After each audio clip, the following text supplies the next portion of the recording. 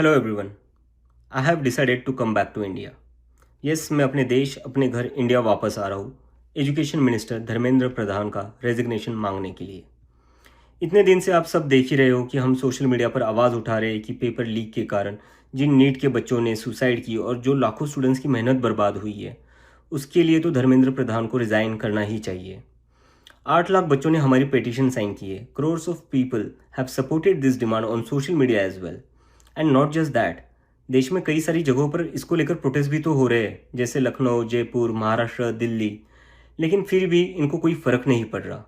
आज नीट के 22 lakh students, CBSE के 17 लाख स्टूडेंट्स, सीयूईटी के 16 लाख स्टूडेंट्स और एसएससी जीडी के 40 लाख स्टूडेंट्स, ऐसे 1 करोड़ से ज़्यादा स्टूडेंट्स हैं जिनकी ज़िंदगी के साथ मजाक किया गया है सिस्टम द्वारा। इसकी वजह से स्टूडेंट्स बहुत ही ज़्यादा एंशियस और परेशान है अपने फ्यूचर को लेकर। किसी को तो इसकी जिम्मेदारी लेनी होगी। इतने बड़े ब्लंडर के बाद भी अगर एजुकेशन मिनिस्टर रिज़ाइन नहीं करते तो इसका मतलब इस देश में अकाउंटेबिलिटी नाम की कोई चीज़ बची ही नहीं है। ऐसा लगता है कि सिस्टम जितनी चाहे उतनी गलतियां कर सकता है और उसके लिए कोई कॉन्सिक्वेंसेस है ही नहीं। सारे कॉन्सिक्वेंसेस स्टूडेंट्स के लिए है। ऐसा कब तक चलेगा?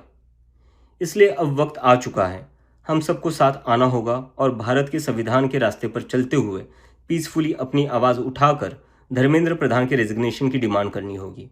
अगर हम सब साथ मिलकर आवाज़ उठाएंगे तो ज़रूर इनको हमारी बात माननी होगी। मैंने डिसाइड किया है, मैं 6 जून सैटरडे सुबह दिल्ली आऊँगा। आप सब मुझे एयरपोर्ट पर मिलिए।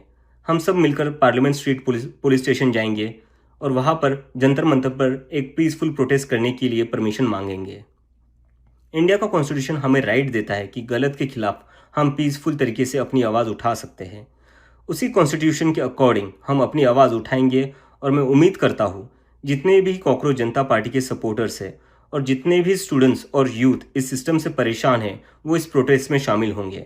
जिसको लगता है धर्मेंद्र प्रधान एजुकेशन मिनिस्टर जो है हमारे, उनको रिज़ाइन करना चाहिए, वो सभी लोग इस प्रोटेस्ट में शामिल हो जाएं।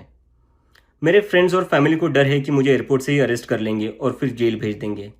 लेकिन मुझे अभी भी उम्मीद है कि आज भी हमारा देश एक डेमोक्रेसी है और हमें पीसफुली प्रोटेस्ट करने की परमिशन मिल जाएगी।